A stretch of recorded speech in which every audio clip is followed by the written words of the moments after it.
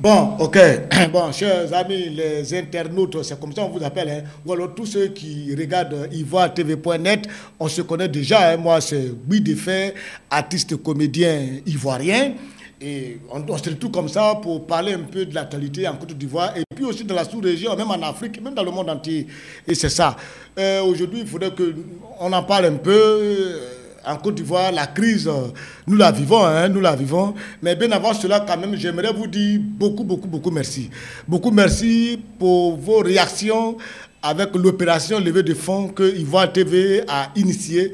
Et puis vos réactions ont été tellement spontanées et on a reçu beaucoup de coups de fil. Et vraiment, je tiens très sincèrement à vous appeler. Ça veut dire que vous êtes très formidables. Alors là, les gars, vous êtes formidables, hein? Ça, c'est propre. Maintenant, concernant la crise en Côte d'Ivoire, ça, je vous dis, on rit comme ça, hein, mais c'est la vérité. On ne va pas devant, on ne vient pas derrière. Jamais du tout. Aujourd'hui, on a changé de cadre. Hein. On parlait des sorties de crise. Après, on parlait des médiateurs. Aujourd'hui, on est rentré dans un nouveau mot. On appelle ça panel. Panel, voilà, il y a panel qui est là, et puis il y a les experts du panel, c'est-à-dire panel, c'est composé de chefs d'État, et puis experts du panel, c'est-à-dire les chefs d'État désignent des spécialistes en la matière. Donc aujourd'hui, on a un nouveau mot en Côte d'Ivoire qu'on appelle panel. Donc quand on se lève matin, on parle panel. Donc on est dans panel. Vous voyez, cette crise ivoirienne, je me demande quel jour elle va prendre fin. Parce que j'ai l'impression que ça plaît à certaines personnes que ça ne finisse pas. Parce que je ne peux pas comprendre.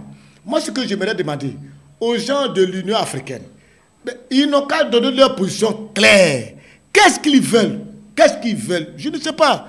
Ou bien, vous dites carrément, c'est monsieur Alassane Dramane Ouattara qui est déclaré président, nous les Ivoiriens, on n'a pas de problème. Ou bien vous dites, c'est Gbagbo Laurent qui est président, ok, pour que nous autres, on puisse vivre en paix tranquille, pour abréger un peu la souffrance des Ivoiriens. Quand tu prends un quartier comme Abobo, qui vit depuis 2 semaines sous couvre-feu, de 21h à 6h du matin, est-ce que c'est normal? C'est pas normal. C'est pas normal. Et c'est des gens qui souffrent, qui sont là pour rien du tout. Et puis ces chefs d'État, je ne sais pas s'ils savent qu'au moins, il y a un pays où des gens souffrent. Parce que les ministres là, ils ne souffrent pas. Les présidents, ils ne souffrent pas. C'est-à-dire, ils ont de l'eau chez eux, ils n'ont pas de problème de courant, ils ont la nourriture sur eux, ils n'ont pas de problème, ils ont leur argent. Mais c'est nous autres qui devons vivre au jour le jour. C'est-à-dire, moi, Guy Defay, je dois sortir matin pour aller chercher 5 000 francs avant de nourrir ma famille. Et c'est comme ça que nous vivons en Côte d'Ivoire, à Abidjan, en Côte d'Ivoire en général, depuis un long moment. C'est pour ça que nous vivons. Mais c'est de nous d'abord, on doit penser à nous. C'est-à-dire, en allant rapidement pour abréger la souffrance des Ivoiriens. Mais j'ai l'impression aujourd'hui, quand je regarde au niveau de l'Union africaine même, il y a déjà une division. C'est-à-dire il y a une division au sein de l'Union africaine, ils ne parlent plus le même langage. Il y a un groupe qui est beaucoup plus favorable à Laurent Gbagbo et il y a un groupe qui est beaucoup favorable aussi à M. Alassane Dramane Ouattara. Ça crée déjà des fissures.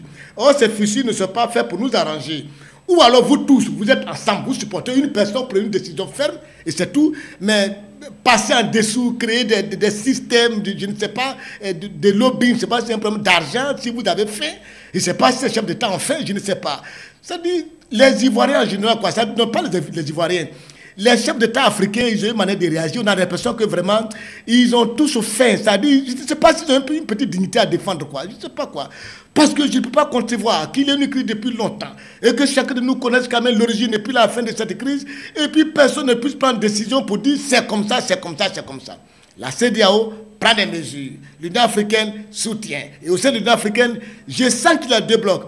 Il y a un bloc qui est où je sens dedans le président Jacob Zuma, et puis je vois le président Langola Dos Santos, et ils évoluent dans ce bloc-là. Eux, c'est un bloc qui est quelque peu favorable à M. Laurent Gbagbo, ça c'est clair. Et puis il y a un autre bloc qui est composé du président du Burkina Faso, Blaise Compaoré, que d'ailleurs, la jeunesse pro-Gbagbo refuse qu'il mette pied en Côte d'Ivoire. D'abord, c'est pas fait pour arranger les choses, ça ne peut que créer encore des ennemis encore de la Côte d'Ivoire, même si on ne crée pas des ennemis de la Côte d'Ivoire, mais eux-mêmes, ça crée un ennemi pour eux. Parce que si vous dites à Blaise Compaoré, ne venez pas chez nous, et que vous lui manquez de respect, tout et tout, ce monsieur peut devenir hostile à vous, ça ne vous arrange même pas d'ailleurs. Donc, c'est un truc qu'on ne pouvait pas dire, c'est pas bien. Mais aujourd'hui, on sent qu'il y a un bloc, Compaoré aussi, il y a un autre bloc, accompagné d'autres chefs d'État aussi, ils évoluent dans d'autres blocs.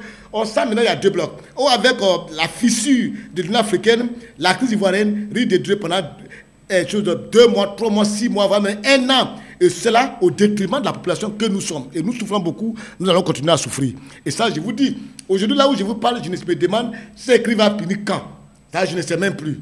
À Bobo, même pas plus tard qu'avant-hier encore, il y a eu des morts parce que des gens s'opposent au couvre-feu. C'est vrai, ils comprennent. Ils sont fatigués, ils sont très fatigués.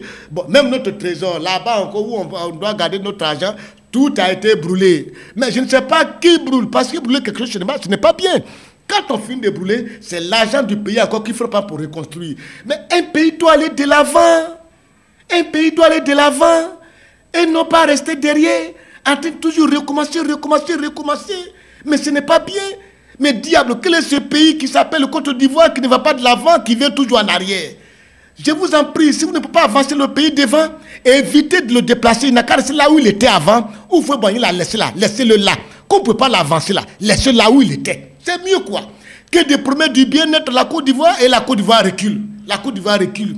Vous trouvez normal qu'un pays comme la Côte d'Ivoire, après 50 ans d'indépendance, qu'il y ait le choléra qui vive, que le choléra apparaisse, choléra, c'est-à-dire une maladie d'hygiène, c'est-à-dire à cause de la saleté, la population a commencé à avoir du choléra. Mais c'est ridicule. C'est ridicule quoi. Parce que les rues sont sales, il y a beaucoup de déchets partout, il n'y a même pas une structure officielle pour ramasser les ordures polluent partout. Du coup, les gens circulent parmi ces ordures, bizarrement. Un pays comme la Côte d'Ivoire, qui était un pays déjà sur la voie de développement aujourd'hui, et on a choléra. C'est-à-dire quelqu'un qui a choléra, ça veut dire il mange mal, ses mains sont sales, il sent des mauvaises odeurs. Et le choléra aujourd'hui, c'est vient en Côte d'Ivoire, ça tue les gens. Moi-même qui vous parle, la choléra m'a pris pendant 2 jours. J'ai crié au secours. Oui, parce que ça m'a pris la nuit. La nuit, laquelle m'a touché, là, j'ai pas été soigné. C'est grave, je remarque que ça va chez moi. Mais voyez-vous à quel niveau nous partons? Nous sommes en train de dégringoler. Au niveau de la Tunisie c'était bien, la Tunisie, bon. Et ils ont réglé le problème. Ils ont fait des routes. Au niveau de l'Égypte aussi, oui, ça goûte là-bas. Les gens se démerdent là-bas. Mais au niveau de l'Égypte, pour que ça aboutisse, ça c'est un peu très difficile. Parce qu'au niveau de la Tunisie, ce qui a beaucoup marché, nous, la Tunisie, c'est qu'on n'a pas senti la présence d'une structure étrangère, on n'a pas senti la présence d'un parti politique, on n'a pas senti ça, et on a senti des Tunisiens qui sont partis en bloc, revendiquer un droit et qui l'ont obtenu. Au niveau de l'Égypte, ça c'est très difficile parce que l'Égypte, depuis que je me rappelle, l'Égypte a signé un accord de paix avec Israël. Depuis là, tous les présidents qui viennent soutiennent beaucoup l'accord de paix qu'a signé à son temps, ça date avec Israël. Mais aujourd'hui, quand on prend l'Égypte qui est en train de se réveiller, et puis tu vois, il y a une problème qu'on appelle les frères musulmans qui entrent dedans.